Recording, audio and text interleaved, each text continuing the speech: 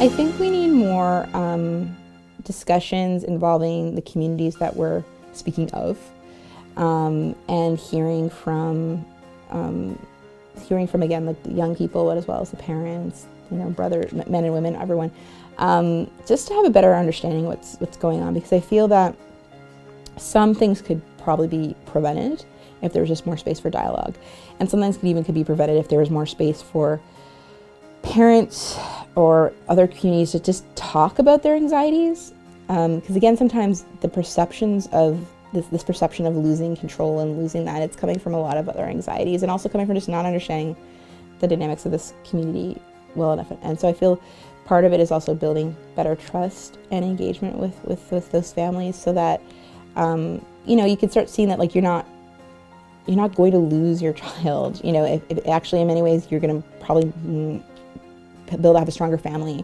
if they feel they have choices, and they feel they can also come to you if they don't agree with things and they're questioning. But you have to support people through that, because again, we have to look at it in the context of Western society.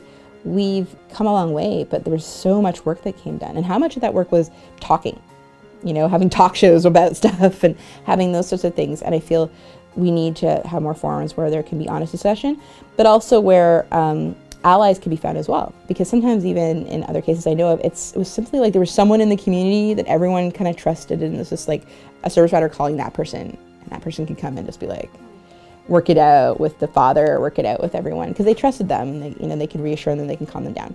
So I feel that's also why it's important to have more community forums where you can find those people, possibly they can identify themselves and they can become more the safe people and the advocates to help resolve this. And on the flip side, service providers need to recognize, for one thing, a lot of services are underfunded and people are overworked, and there's all that stuff going on, but there has to be more support maybe for service providers in terms of education, but also in terms of being more flexible. Like one thing that's been interesting in terms of this work is how much social media was important as a form of communication. So sometimes even the way our services are structured, it's like they have to call on this kind of phone. We have to, we cannot talk to them through Facebook. We cannot talk to them through texts. Whereas, what we've seen sometimes was the best way to communicate for this young woman in a dangerous situation. So if your job is not letting you talk to people through Facebook, that's not good.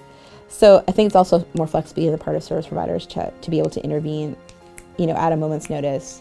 And particularly also these are younger people. How do you communicate with them through social media, through those different things? So there needs to be also more flexibility, I think, on the part of service providers to be able to better accommodate the needs of young people.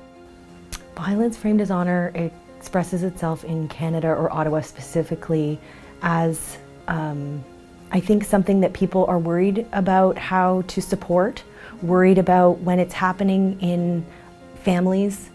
I think it's a lot like domestic violence and family violence. It's one of those things that can be very difficult to talk about. It can be very difficult to address. It can also be difficult to feel safe having conversations when it's happening. You don't want people coming in and interfering in your life, interfering in your family, forcing rules that you might not want yourself. So I think that it's manifesting itself through the pressure to have certain behavior and to guard purity, and that somehow a woman's purity is related to her value. So I see that in youth we've spoken with.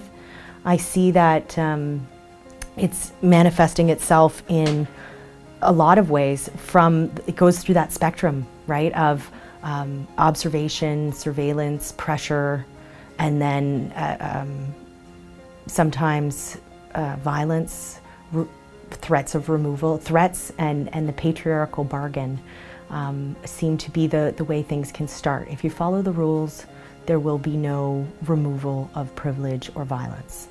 If you violate the codes of conduct that are set out, then the more you violate those codes of conduct, the more you might be at risk for punishment. And each family will experience that differently. It's absolutely different person to person, just like domestic violence and family violence.